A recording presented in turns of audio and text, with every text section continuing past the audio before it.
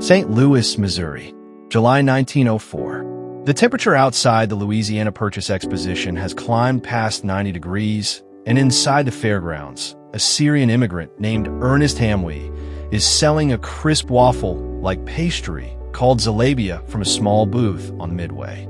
A few stalls down, an ice cream vendor has run out of paper dishes. It is a Saturday, the crowds are enormous, and there is nothing to put the ice cream in, depending on which version of the story you believe, and there are at least 6 competing versions. Hamwi rolls one of his warm waffles into a cone shape, hands it to the desperate vendor, and within an hour, half the fairgrounds is eating ice cream out of a pastry shell.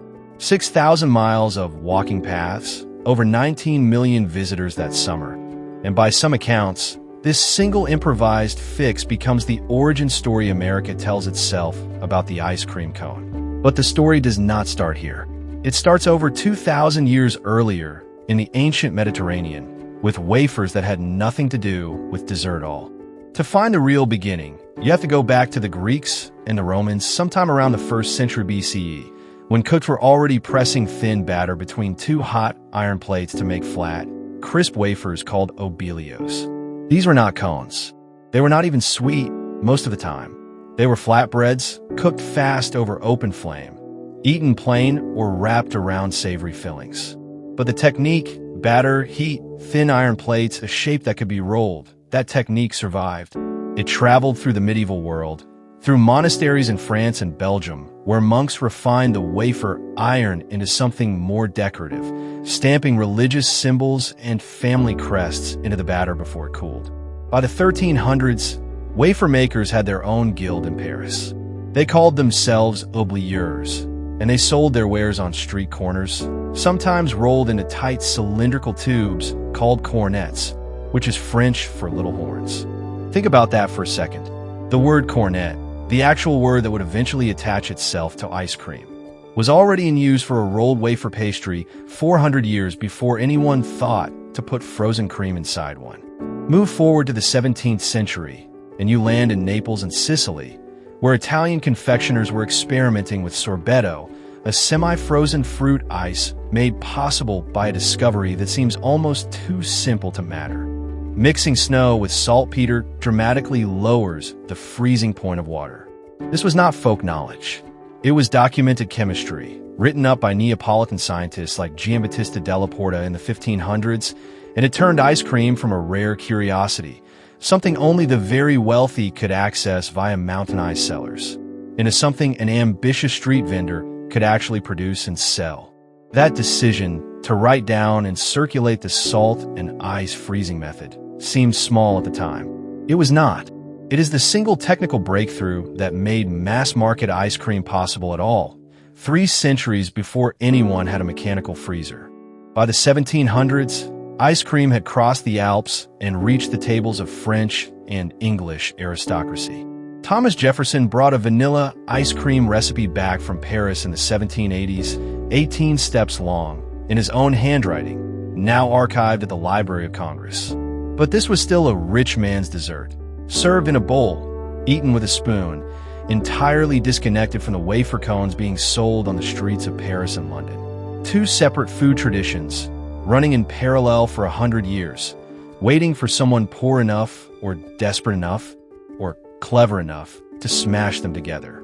That collision starts happening on the streets of London and New York in the mid-1800s, and it is genuinely ugly. Street vendors known as hokey pokey men, the name likely a mangled version of the Italian phrase echo on poco. Here's a little, sold penny licks, a small glass dish of ice cream, licked clean by the customer and handed straight back to be refilled for the next person in line. No washing, no rinsing, just wipe with a rag if that. By the 1870s, London health officials were documenting outbreaks of cholera, diphtheria, and tuberculosis traced directly back to shared penny-licked glassware. In 1879, one public health report described finding bedbugs, human hair, and cat hair in ice cream sold from these carts. This was not a footnote. This was a public health crisis playing out in real time on nearly every street corner of industrial London. And it is the actual reason, not the romantic 1904 fair story most people know, that vendors across Europe and America began desperately searching for an edible, disposable container. That search produces the real turning point, decades before St. Louis. In 1888, a Frenchman named Antoine Cherabot patented a cone-shaped wafer specifically for the purpose of holding food. In 1896, in London, an Italian immigrant named Antonio Valvona filed a British patent for a machine specifically designed to bake edible cones. Patent number 21,533, granted in July of that year.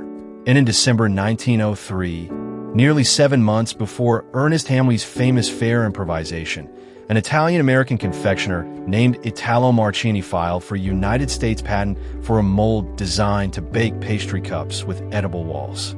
He was granted patent number 746,971 in December 1904. Marchiony claimed for the rest of his life that he had been selling ice cream in edible cones from a pushcart on Wall Street since 1896, 8 full years before the fair. He never fully proved it in court. He also never fully lost the argument. This is the part most documentaries skip, because an obscure patent filing is a much less cinematic story than a happy accident on a hot day at a World's Fair.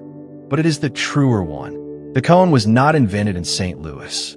It was industrialized, popularized, and mythologized in St. Louis. So what actually happened in 1904? Almost certainly, something real did happen. Multiple newspaper accounts and fair vendor testimonies from that summer describe pastry vendors rolling wafers into cones on the spot, and at least a dozen different people, including Hamley, the Minchess brothers, and a vendor named Abe Dumar, later claimed personal credit for either inventing or popularizing the cone at that fair. Abe Dumar in particular went on to build an actual cone rolling machine within a year of the fair and opened one of the first dedicated ice cream cone stands on the Virginia Boardwalk in 1907. His family still runs a restaurant there today. What the fair did, regardless of who technically deserves the credit, was create a single, shared, visible spectacle. 19 million people walked through those gates. Word of mouth did the rest. That decision by a handful of nameless, competing street vendors to solve a paper shortage problem with a rolled wafer. That seemed small at the time. It was not. Within 4 years, cone production in the United States exploded from a novelty into an industry. The real acceleration, though, comes from a name almost nobody remembers: Frederick Bruckman. In 1912, Bruckman patented a rolling machine that could mass-produce ice cream cones automatically, and by the 1920s his company was manufacturing over 245 million cones a year. 245 million from a single factory. That is the moment the cone stops being a street vendor's improvisation and becomes American industrial infrastructure, as mechanized, as standardized, and as scaled as anything coming out of Detroit at the same time. Now for the part with real human cost, because there is one, and it runs straight through the story like a fault line. The ice cream industry that the cone helped explode was, for the first half of the 20th century, brutally exploitative on multiple fronts. Dairy farming in this era relied heavily on child labor and grueling, low-wage adult labor across the American Midwest and South. Refrigeration technology, the mechanical compressors that eventually replaced the salt and ice method, was pioneered using early refrigerants like ammonia and sulfur dioxide, both toxic, both responsible for documented factory accidents and deaths among plant workers through the 1920s and 30s before safer chemical refrigerants were developed. And the ice cream parlor itself, that wholesome American image, was a site of real and ugly segregation. Well into the 1960s, Black customers across much of the American South were barred from sitting at soda fountain counters or ordering cones at many ice cream parlors entirely, and lunch counter sit-ins, including the landmark 1960 Greensboro sit-ins, were staged at exactly these kinds of counters precisely because they were treated as symbols of ordinary, everyday American life that Black citizens were being denied. A dessert built on the idea of a shared, democratic, penny-affordable treat spent decades being one of the more visible instruments of exclusion in American public life. That contradiction is real, it is documented, and it does not get resolved neatly. Fast forward, and the numbers get almost absurd.